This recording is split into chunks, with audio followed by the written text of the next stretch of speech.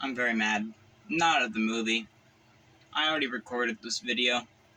It was 25 minutes long, and I went and checked the footage, and all the audio was out of sync. So I had to re-record it. That's fun. That's just the joys of doing this on my phone. Alright, let's get to it. For real this time. I was very excited for this movie. I went and saw it last weekend, day after it came out, I think, with my grandpa. He also really liked the movie. I really liked the movie. Did I mention that yet? Probably not. I liked it.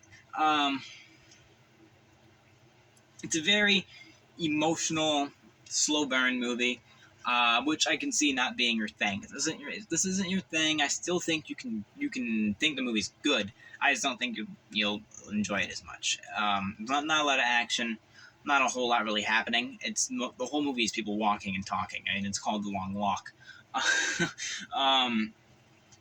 But what is here is great. I think I have heard people say that the slowness of it will hurt its rewatchability, which, to be fair, I think is true.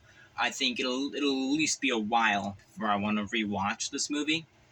But I think it's still great. Great characters here. I think all of our characters are great. Especially Ray and Peter, especially Peter, who, and let's get into the performances while we're at it. Performances are great as well. Again, especially for Peter. His actor does a phenomenal job in this movie, the absolute standout. He was also in Alien Romulus as Andy, I think his name was. He was the android to Rain's character. And I think he's the best part of that movie as well. So I'm really interested to see where this actor's career goes. Everything I've seen him in, he's been great. So there's that. Our story here is great. It kind of has to be, because it has to really carry the movie. Dialogue as well goes along with that. The dialogue has to be good, or else this movie isn't good. And our dialogue is really, really good, especially between Ray and Peter. Peter has a lot of big, long speeches that he tells to Ray, and they're all phenomenal. There's that. But dialogue from other characters is also great. You get a really good bit with, I don't remember what his name. His name's either Stubbins or Stebbins. I'm gonna just say Stubbins. You get a really good bit of dialogue from him at the end. The movie's very funny at times to lighten the mood a bit, which I like. With Olsen, who's a smaller, more energetic person, at least at first. But I think this is a hard movie to pull off. A very hard movie to pull off, actually. To where you have to really sell these characters and this story, and they do it 100% sell it. So I'm actually really surprised how good this movie is, for how hard of a concept this is to pull off. So that I think is also very well done. There's not a whole lot to really complain about here. I have some gripes with the ending that I'll get into a bit later. But other than that, I think this is a phenomenal movie. I don't think there's a whole lot you can really say bad about it, besides the few things that I have to say about it. Now, deaths of the characters in this movie are kind of like the main sort of events going on. It's only time where something other than people talking is happening, and they're all well done, very well done. I think I just about teared up probably 4 times in this movie, and it all comes from the character deaths. Every single one of them, well done, and done well for the character that is dying. I'll get into the individuals later when I go through the story a bit. All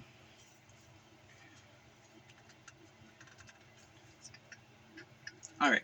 I'm just gonna go into my few problems with this movie before I get into overall story details. Um, uh, First of all, I like Peter winning. I do know this is also different from the book. I know in the book, Ray wins and he continues walking because he's afraid of a dark figure or something. Um, so I do like Peter winning. I think I actually prefer it that way. But what happens after that, I think it's a little out of place. Now, the reason that Ray dies, sacrifices himself, is so that Peter can go on living on, because Peter can see the good in the world. All Ray wants to do with his wish is enact vengeance. Ray wants to do actual good and change things. And Ray knows this. Did I say, I said Ray and Ray. Whatever. Peter wants to do good things and change things. Ray knows this, and so he sacrifices himself so that Peter can live on and do good things in the world.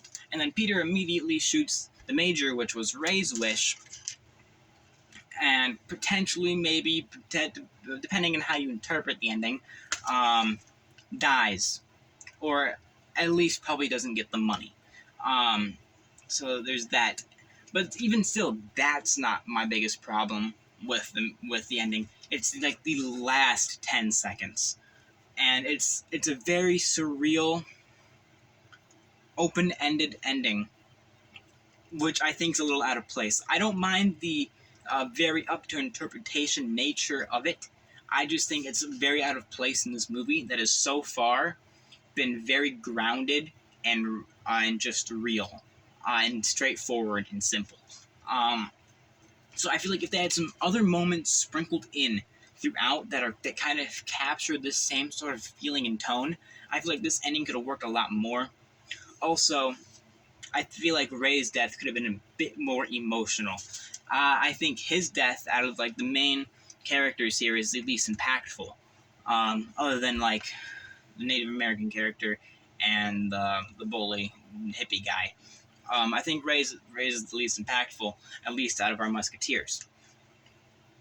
I feel like you could have gotten more emotion out of that when the other characters' deaths got a lot of emotion out of me. So that kind of felt a little weird, and that happened as well. But those are about all I have to say bad about this movie. From here on out, it's going to be strictly good things, probably, most likely. Another thing I have written down here, there are some gay themes throughout this. You know, Ray and Peter are talking, they see a rainbow. Ray asks Peter if he has a girlfriend. He's like, no, I don't. So there's a little bit of that. They're very they're very like touchy and feely with each other, which makes sense with the circumstances. But there's that. I quite like it, actually. I like these two characters a lot. I think they're the heart and soul of this movie. And I think those themes just kind of accentuate that a bit. Okay, I'll talk about some general story details, mostly because I like these videos to be a little long. But there are some things I want to comment on here, but story bits. So, movie starts, and Ray's mom drops him off at the site where the long walk starts. And Ray's mom's actor, I think is really great in this movie, and she only really has 2 scenes outside of flashbacks. And the actress, I forget her name. She's in the Halloween Blumhouse trilogy that I absolutely hate for the most part. I actually think Kills the best of that trilogy. But anyway, she did phenomenal performance here. She just the 2 scenes she has, I think, is better than than all the scenes she has in the Halloween trilogy, the Halloween Blumhouse trilogy. So she does a phenomenal job, and she only has 2 scenes. That's how good the acting in this movie is. Then we meet our characters: Ray, Peter, Arthur, Olsen, Stubbins. Curly, he doesn't last very long, but we meet him. And our hippie type of guy. Olsen's he's a smaller, more frail sort of guy, but he's very energetic and loud, and he's a source of a lot of comedic relief. Arthur is very religious and very reserved, and has very focuses on good morality in situations. And then Stubbins is a very fit guy who's been probably training for this for a very long time.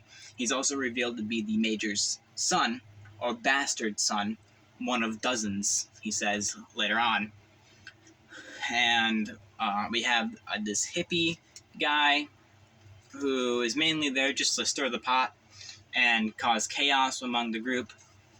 And I think that's about all we meet right now, of course. Ray is our main character. Peter will be his best friend.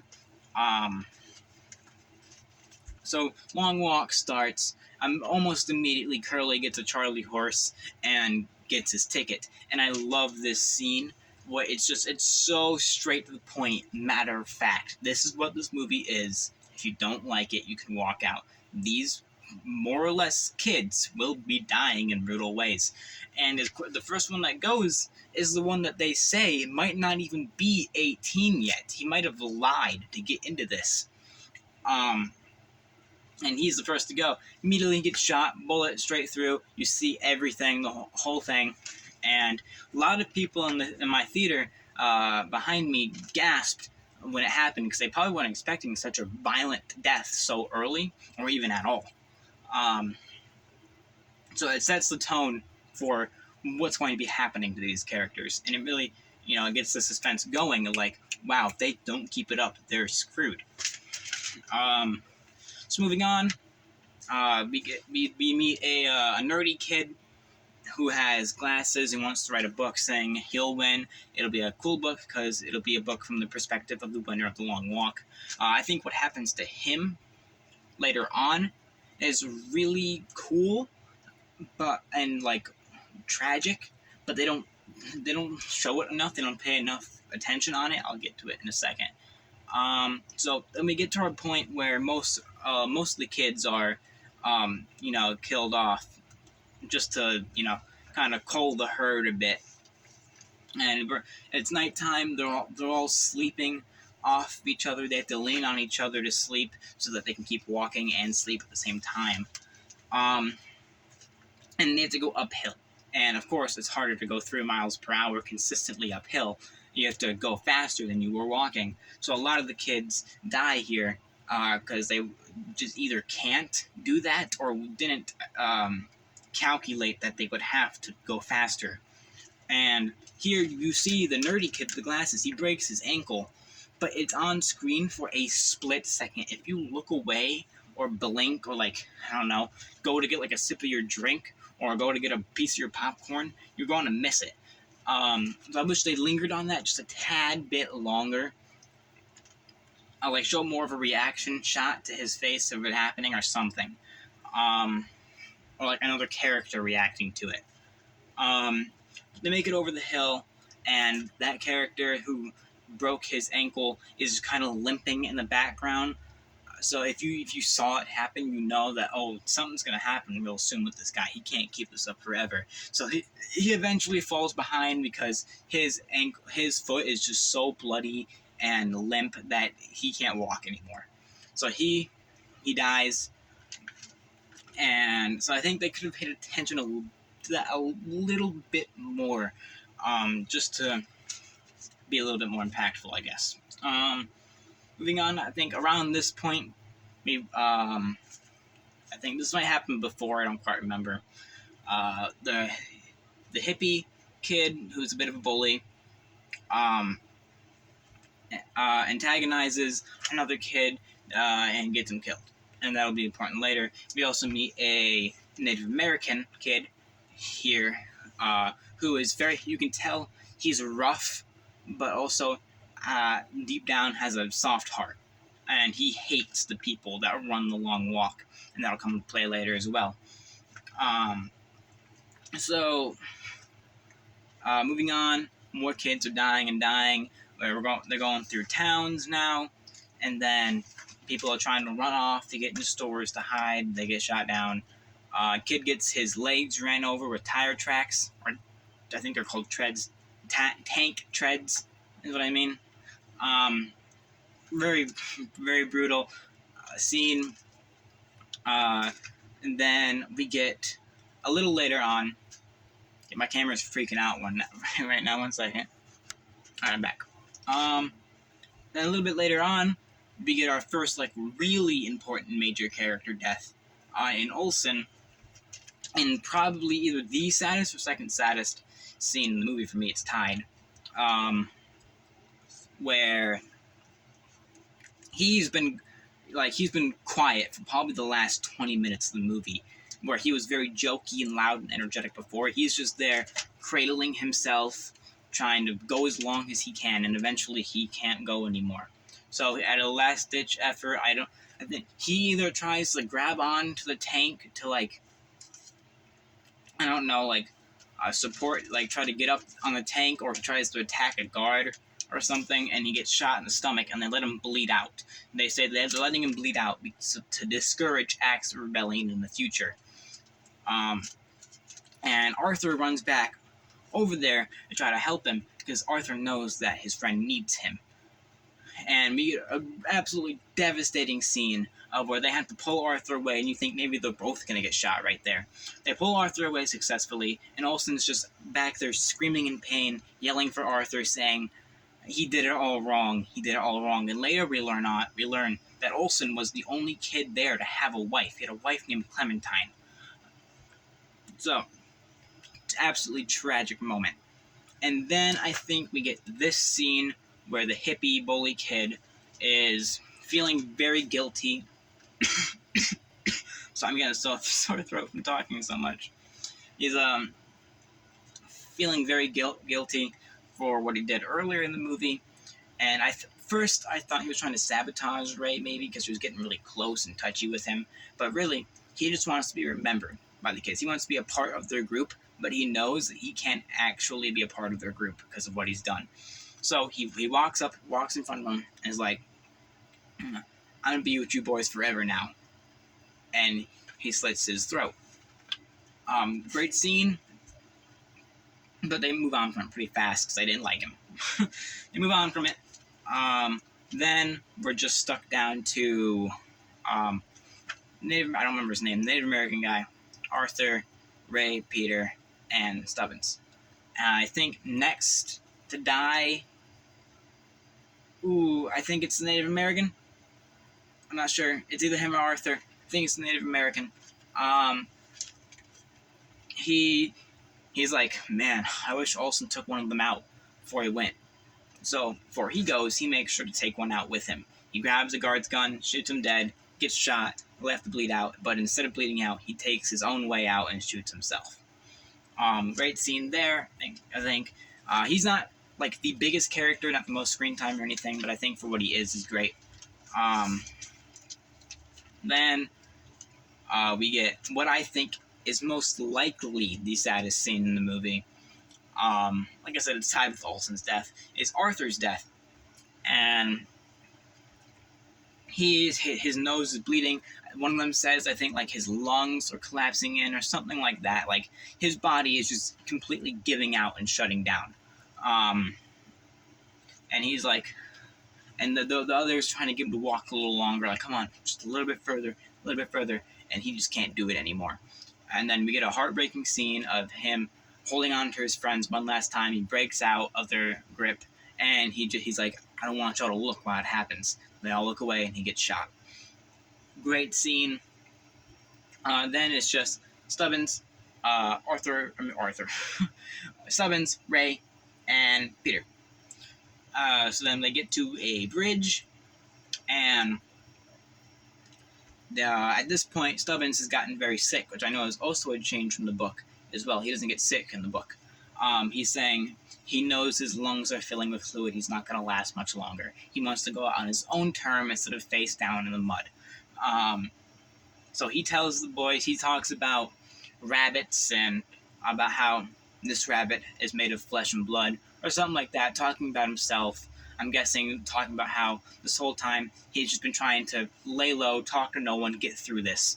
And he realizes that that's not the way to go about it. He can be a real person. He can have feelings. But at this point, it's too late. And he gets his ticket, gets shot. He tells them, just do me already, or something like that. He's out. And then it's just Ray and Peter. And at this point, we know a lot more about these two boys. And we know that Ray's father was killed by the Major. His wish is to kill the Major. Peter just wants to help people after he wins. But he also says that at some point when he's ready, this is earlier in the movie, at some point when he's ready, he'll just sit down and take a little rest. So as they get to a town, let me mention this scene real quick. There's another scene way earlier and way off from this where Ray gets to see his mother and Ray almost dies. Peter stops him and brings him back to the walk. I think that's a great scene as well. But they get to a town, there's a big crowd, and Peter, as he said, kneels down and just he takes his out so that he can save Ray. Ray goes back, gets him. They both got their warnings. Their next warning will kill either one of them. And Ray's just like, walk with me a little longer. Come on. And then he drops back and gets shot. And they have their final little touching moment. I don't think I said this yet. I can't remember if I said this in this recording or the last recording, but I make weird comparisons in my head sometimes, and it kind of reminded me of the ending of Saw, the original Saw, with Adam and Gordon, and when they're touching heads, talking to each other for the last time, and it's kind of a similar relationship between these two. Kinda, not really, but kinda. Weird thing to bring up, I know, but Ray's dead, and Peter decides to fulfill Ray's wish. Kind of going against his character a little bit, in my opinion, but whatever. Shoots the Major, and we see him continue walking. And again, there's a lot of ways you can interpret this. Either Peter dies, and that's all that comes of it, or he dies, and that does spark change, because I'll talk about world building here while I'm at it. The Long Walk in this world, it's like a dystopian type of world, very Hunger Games-ish, and the Long Walk itself is kind of seen in the same way as the Hunger Games in the Hunger Games, where it's a sort of thing that one kid from every state is chosen, and it's seen as like a thing that boosts morale in the country, to keep people's minds off of what's really going on, because it's implied that there was some sort of war that we either lost or exhausted all of our resources to win or draw or whatever, and the country is in complete disarray, and everyone's poor, essentially, besides the very, very upper echelon of people. And the Major is seen as this big authority figure in the country. And maybe by having Peter shoot the Major and being the winner of the Long Walk, which is seen as such a big deal here in this world, that maybe that can result in change, even if Peter dies afterwards. That, oh my god, the Long Walk winner shot the Major, sacrificing himself in return, and maybe both Ray and Peter become martyrs, and there's a change in the world. Or you can interpret it as nothing changes, and it's all for nothing. That's not how I choose to interpret it, but whatever. Or there's another way where when we see Peter walking off, he really walks off, and he gets his money, or maybe he doesn't get his money, but still, he walks off, he lives, and maybe things still change, because the Major's dead, and maybe Peter can go on and help people later down the road. Personally, I think that Peter got shot, he got gunned down immediately after shooting the Major. because there's just so many guards and stuff around that at least one of them would be like, and shoot him. And then when we do see Peter walk away, it looks like everything is gone. The people, the crowd, the tanks, the cars, the soldiers are all gone. My camera's flipping out again. Alright, it's better now. I don't remember where I was. But I choose to interpret it as Peter dies and becomes sort of a martyr, and change does come of this in some way, shape, or form. Again, all speculation, all up to your own interpretation, however you want to see this, which I actually quite like that about the ending. It's just the other things I talked about that kind of rubbed me the wrong way on it. But I don't think I have a whole lot else to say about this. My little things that I have problems with this movie, I think I stop it from being a 10 out of 10. I think it's a 9.5 out of 10, around that ballpark, if that really means anything, because the number of ratings don't really mean anything anymore because it's been so diluted to where a 7 is mid, anything below a 7 is horrible, and anything below a 6 doesn't even get used, even though it should be. 5 is average. A completely average movie. Doesn't do anything particularly good, nothing particularly bad. Anything before that is varying degrees of whatever to bad. And then 6 above average, 7 slightly more above average, 8 is like really is good, 9's really, really good, and 10's a masterpiece. That's how I see number ratings.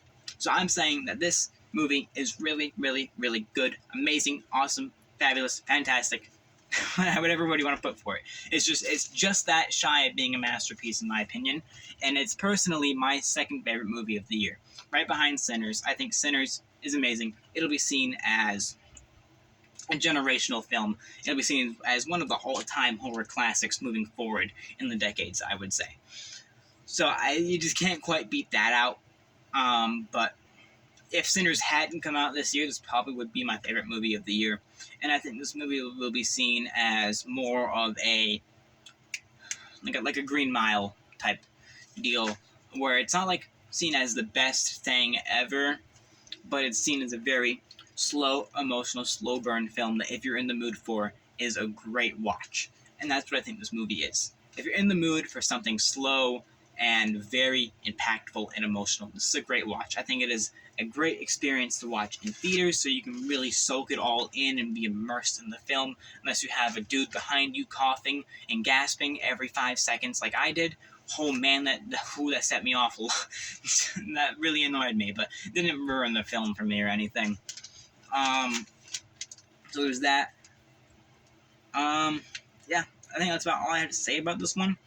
Go out and watch it if you haven't already. I know it's been out for like a week and a half already, but if you haven't, go out and watch this, or buy it, rent it, whatever, whenever it comes on Amazon and on streaming and whatnot. But I think that's about all I have to say about this for right now. Bye.